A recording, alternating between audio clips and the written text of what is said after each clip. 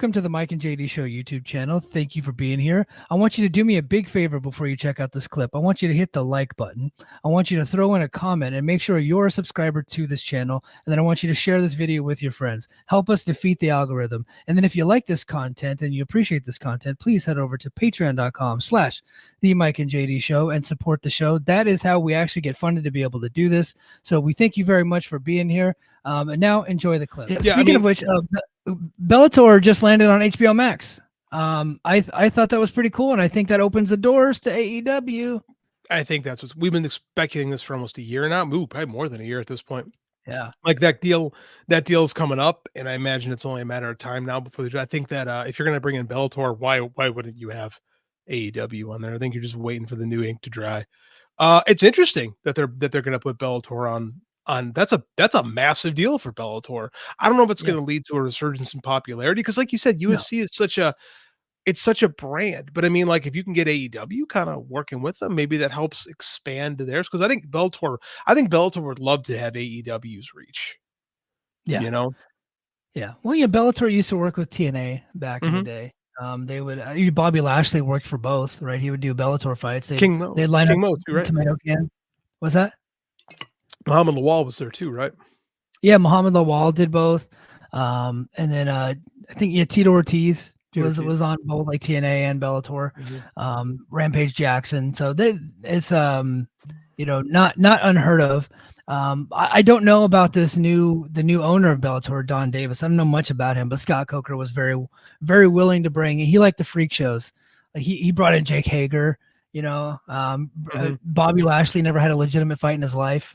Bring him over and like just put him in there with a bunch of tomato cans, except for one time he put him in there with a guy named Chad Gravedigger Griggs. You ever heard of him? No, I don't know that story. Absolutely not. He's a blowed up middleweight. He was 185 pounds normally, but came in at 206 pounds to fight Bobby Lashley, who was right under the 265 limit. Bobby Lashley got gassed out in a couple minutes and Gravedigger kicked his ass. So yeah. Bobby Lashley's body is not right for fighting.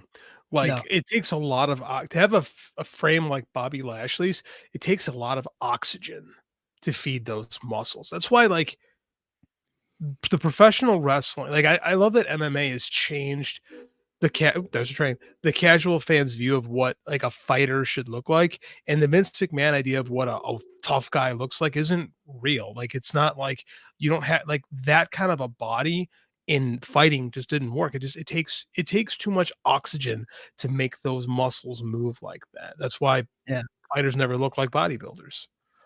Yeah. It's crazy. But so I think this really could open up, AEW to be on Max. I don't think it does much for Bellator. I don't think they're getting that much money for it. It's better than what they have now though. Yeah, it's better than nothing. And they're only doing like 8 shows a year now because they're like subservient to PFL. For some reason, PFL, when they merged the company, they decided to keep Bellator open, when in reality they should have just merged the two and create like just one large company that can have multiple television deals, because PFL is on ESPN. Nobody watches it, but they're definitely on ESPN. So but now they have now they're on Bellator's on Max, and so they still have some of their old fighters, like Pitbull's still on there, and I think Ryan Bader's still a part of it, but they don't really have much going on, unfortunately. Here's my question with the new Bellators. Do they go the freak show route? Because we've seen I think it's starting to dwindle out, but we've seen freak show boxing draw some really good numbers for pay-per-views and stuff like that. Do you steer into that freak show route now that you have Max, or do you try to go for something more like legitimate? I don't have an answer. I'm legitimately asking. Well, so the freak show came and went, basically. Like it's not drawing as it once was. The Francis Ngannou versus Anthony Joshua on television pay-per-view. Now, this is television pay-per-view. 5,900 buys. Oof. Yeah. It was on a Friday afternoon, right? So that hurts. But still 5,900 buys for a heavyweight match with two, pretty good-sized names. But it's coming from Saudi Arabia, so the amount of buys they get doesn't matter because Saudi Arabia is fitting the bill. But for television pay-per-view, it's not counting the buys that were on DAZN. So the freak show stuff is not selling as well as it used to. The Paul brothers aren't as big. Is So Joshua a big pay-per-view draw in this country? I know he is in the no, UK, but here, like, I don't think no. anybody in the US cares about Anthony Joshua. No, and that's really a shame because it really is a fighter that Americans really do like to watch because he's all gas, no brakes. Basically, he's a big, he's better than Deontay Wilder. He's like more technically proficient than Deontay Wilder, but he's still like a very much like just this huge dude that likes to knock motherfuckers out. In fact, he knocked out Francis Ngannou pretty quickly. He knocked him Francis down not a twice, and boxer, then yeah. You yeah, know? yeah, but Ngannou lasted with Fury. Like he did Yeah, really well with Fury, but that's true. Fury came in there looking like a bag of milk, was completely Yeah. out of shape. Wanted nothing to He do with the was. fight. It was like Yeah. The Great White Hype. You ever see that movie? Yes, It was like with Damon Damon Wayans Wayans and and Samuel L. who's Jackson. but who was the white guy? He Is it Peter uh, Berg? Is that Peter who? Berg. Pete Yeah. Berg, yeah. He's a director now, but yeah. Good director too. Yeah, he really is. He is.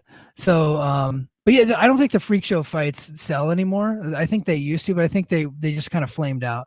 Yeah. Now, if like Jake Paul versus Mike Tyson's gonna sell. People are gonna watch that fight. It was Mike Tyson. It's one of the greatest Yeah. pay-per-view draws in the history of pay-per-view. But outside of that, like Nate Diaz versus Jake Paul didn't do very well. Nate Diaz is a draw. He is a draw. But it's he didn't draw boxing. with Paul. Like, it's also boxing. I think the public kind of realize, okay, if you don't know how to box, like, you trick people. But MMA, I think, could be different. I don't know. Maybe I'm speculating. I have no idea. What do you do with Bellator? Like, pro wrestling is different. You could have an alternative pro wrestling show. Can you have an alternative MMA show? Like, what does that even mean? Yeah, well, I mean, we did for years, but unfortunately, they just kept going under, right? Like we had Strikeforce and UFC bought it. We had Bellator. Bellator, like there were times where Bellator did extremely good ratings, right? But they had to put Kimbo Slice versus fucking Ken Shamrock, right? They had to do stuff like that. Freak show shit. Yeah, it is, and it did very well. But once Kimbo died, so they decided, okay, well, we're just going to trot out Fedor. Right now, Fedor, very legitimate heavyweight fighter, but he's completely past his prime.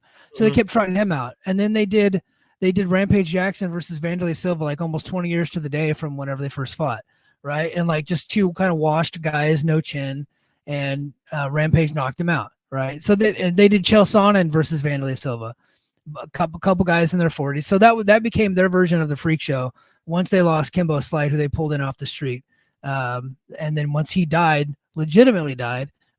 They just didn't have their draw anymore, and so they tried to have, okay, we're going to bring in these older guys, we're going to build a company around them, and then we're going to really create this crop of new fighters, right? We're going to have Michael Chandler, we're going to have the Pitbull brothers, we're going to have MVP who's now in UFC, we're going to have all these guys, and then they're really going to lead us into lead the promotion in the future. Unfortunately, those guys just never reached the height of popularity because it's still Bellator.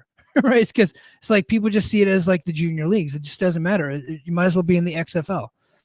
Even though a lot of Bellator fighters, they make their name in Bellator, they go to the UFC and they become champions, right? Because the skills, they're still amazing fighters, but the fact is the audience just sees them as being less than because of where they're at. Which exists in pro wrestling too, but I think for WWE, because for a long time there's been a difference between WWE fans and pro wrestling fans. Yeah. Right. And there's a lot more WWE fans, but there are pro wrestling fans that do want something different. I just don't know, because UFC created the MMA fan base, because it used to start off with they're mostly wrestling fans at the beginning, watching the original UFC shows. Yeah. Right. And the tape right next to the WWF tapes at the, I got it. Yeah, that's how I figured it out. Mm-hmm. Yep.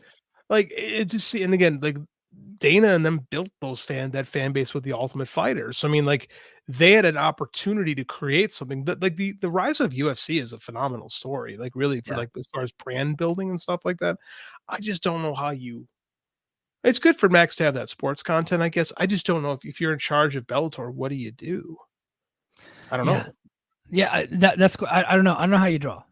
That's going to be, especially because now they're looked at very much as like the number 3 behind PFL. So it's gonna be tough for them. But again, where I think we went a little bit long. This is the longest conversation about Bellator I've ever had on a podcast. So sorry. Thank you. No, I enjoy talking about Bellator. I was a Bellator fan. I liked the freak show stuff. I thought that was kind of cool. But I also liked the fact that they had these great fighters on the undercard. So I got my cake and I was able to eat it too. But I was also a big Pride fan. back in the day. I like Because Pride. Pride would mix pro wrestling and MMA, Mhm. and they would do all that stuff, and they would have like a big sumo wrestler versus, you know, a 155-pounder and stuff like that. So they would do cool stuff like that. Not exactly like moral, but it was like fun to watch. You know? Dude, I love watching old Kazushi Sakuraba stuff. Like Yeah, that I used to dig that so much. Like again, I'm a very casual MMA fan because I'm a wrestling guy, like an amateur wrestling guy. You always see amateur wrestlers who pop into MMA, so I'm always interested to see how their skills translate over. So I don't know, man. It might be something to keep an eye on for us in the coming years. We'll see.